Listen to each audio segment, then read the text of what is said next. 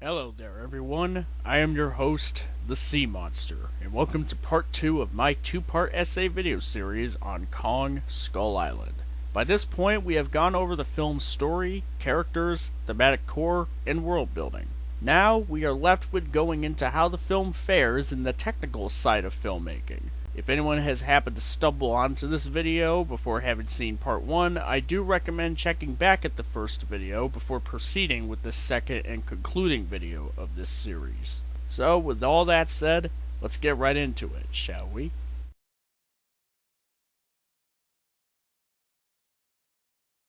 The action sequences are done very well by Jordan Vogt-Roberts and company and features many great moments, from Kong's sequence of swatting down helicopters to the Mother Longleg sequence to the climactic battle between Kong and the Skull Devil. There are some questionable parts, such as the logistics regarding both the helicopter sequences. First off, the sequence where the Sky Devil Squadron enters Skull Island and traverses through the wall of perpetual storms begs the question of why no one thought to just shut the side doors on those choppers so that no one would potentially fall out or worse, get struck by lightning. Then we have the helicopter battle scene with Kong, where Kong is shown to obliterate the squadron, thus kicking off the rest of the plot line of the expedition trying to survive the island in order to get to the rendezvous point. The sequence is exciting, brutal, and gloriously shot. But it's pretty questionable as to how, even with the substantial amount of casualties, that so many people are able to walk away from helicopter crashes that would be fatal, especially for people who aren't wearing safety harnesses. The reason why, for example, Shea Wiggum's character and his partner, as well as Chapman, are able to survive their helicopter crashes is because they were strapped in, because they're the pilots/co-pilots. Everyone else, though, either weren't securely strapped in, or even if they were, still somehow walked away from such crashes totally unscathed and with no significant injuries. The luck factor for some of these characters is honestly kinda nuts, and unfortunately indicate that a lot of these characters had some plot armor on before they boarded those choppers, as some of them should have had either some sprained or even some broken bones, or at least some pretty bad scars that would need immediate medical attention. As much as I love the helicopter sequence and find it to be intense and well crafted at a technical level, it's kinda hard for me to say that it's flawless by any stretch regarding how so many human characters are able to walk away from these crashes and the degrees to which how unscathed they're able to be afterwards. Thankfully, though, this is the worst that the film gets in terms of plot armor for most of these characters, especially considering how a good chunk of them end up dying later on anyways. On a more positive note, I will say that the helicopter sequence is still a great showcasing of how powerful Kong is, even at a relatively younger age, and a neat subversion of the archetypical formula of Kong going up against various aircraft, where in various other iterations of King Kong, he would be gunned down, whereas here, he comes out on top. The build-up to the squadron's encounter with Kong is also very strong. The moment where the first helicopter is suddenly taken out, at a moment's notice, which involves the sound going out and gradually fading back in to emphasize the shock of it all, and the ominous moment where the Sky Devils approach Kong head-on, with various chatter from the personnel reacting to the mere sight of it all, really lends to the atmosphere of the whole thing before everything goes bananas. Not to mention, it's also really well made on a visual level with many standout shots, which we'll get into a bit shortly. Then we have the big showdown between Kong and the Skull Devil Ramarek, which is a brutal, satisfying bout that features plenty of standout moments, such as when Kong makes good use of various objects in his environment, like a tree as well as a chained-up ship propeller, to do some serious damage to his rival, showcasing his intuitive ability to manipulate the environment around him, which would be further showcased in GVK. And of course, there is the Mortal Kombat-esque finishing move that Kong performs on Ramarek, where he saves Mason Weaver by literally ripping Ramarek's guts out from its throat. Not much else to say about it, just that it's some really nasty stuff, but it's also pretty badass. There are some neat little callbacks to the classic story of King Kong that are done with a bit of a twist.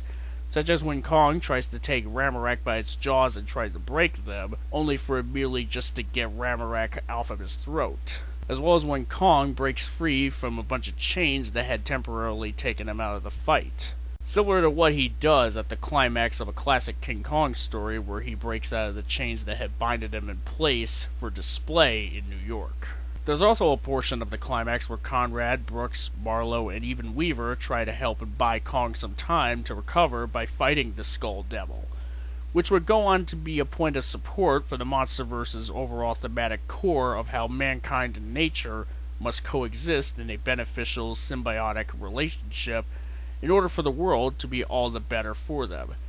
Something which I've touched on in previous essay videos, which I've done for various entries in the MonsterVerse. While this isn't the most overt example of the MonsterVerse's thematic core being supported by its outings, this moment still adds to the core in its own right. I already mentioned back in part 1 that Weaver had a bit of plot armor in this fight sequence, but at least it doesn't happen until towards the end of the fight. Overall, the final monster battle between Kong and Ramarak, while not perfect, is a well-done sequence and a worthy highlight in the MonsterVerse. There are also other set pieces which highlight various wildlife in Skull Island, such as the mother longlegs and other smaller skull crawlers, both of which feature some very brutal moments, as well as a great deal of suspense regarding the respective creatures' ability to attack their targets at any point from anywhere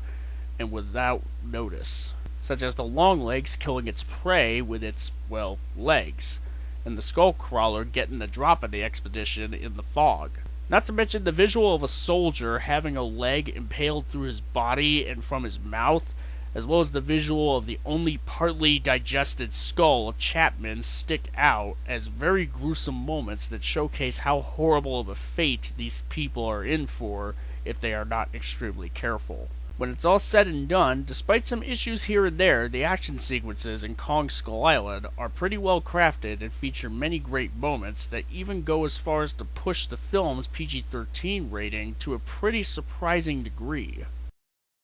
Just visual effects in general and how certain parts of those are done, Kong Skull Island is a feast for the eyes. Again, from the helicopter sequence to the big showdown between Kong and the Skull Devil, the effects are pretty well realized and allow for many moments in these sequences intended to be striking to do so with clarity and grace. Many moments of great standout visuals in the film include, but are not limited to, shots of Kong standing in front of the sun and in silhouette as the Sky Devils approach him,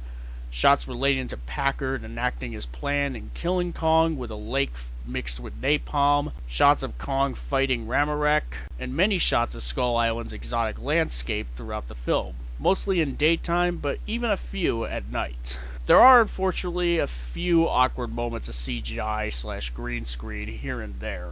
with most of them taking place during the Boneyard sequence, at least as far as the ones that really stick out to me. While the sequence is still intense and suspenseful overall in terms of how the Skullcrawler could come up from the fog at any moment, even after gobbling up Randa while his camera was flashing inside its body, as well as seeing the ghastly image of Chapman's undigested remains that the Skullcrawler pukes out at one point. There are still some spotty visuals that could have used a touch-up, such as when Conrad fights against a swarm of psycho vultures in a cloud of toxic gas. And that's not taking into account Slivko's plot armor of not dying from the gas while he's on the ground unconscious, or the awkward moment of Conrad casually taking the gas mask off while the gas is still present around him, for some reason. For the most part though, the visual effects are pretty great, especially from Kong appearing fully realized with plenty of moments where we get to see him up close and be able to pick out various details on his body, such as when we see Kong either strolling around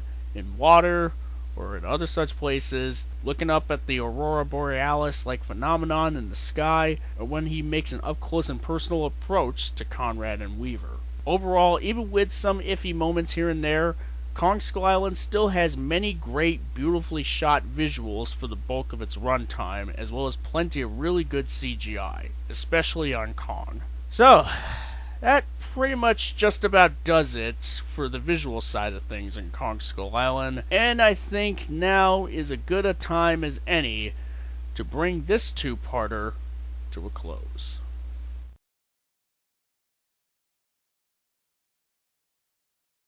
So, we are finally at the end of this two-part essay video series. When it's all said and done, Kong Skull Island is another worthwhile entry in the MonsterVerse. While it doesn't have as much thematic heft or as deep of characters as something like Godzilla King of the Monsters, Kong Skull Island still stands as a strong foray in the King Kong side of things. The film is well made on a technical level, despite a few hiccups here and there, has a good, well-realized cast of characters, with some in particular standing out as very strong, and it expands on the world of the MonsterVerse in small but significant ways that plant the seeds of what is to come in a very enticing way, as well as giving us a compelling portrayal of Kong that would go on to be a very endearing addition to the series as it goes along. Basically, the long and short of it is that overall, at least in terms of filmmaking, Kong Skull Island is an objectively good film. Not a great film,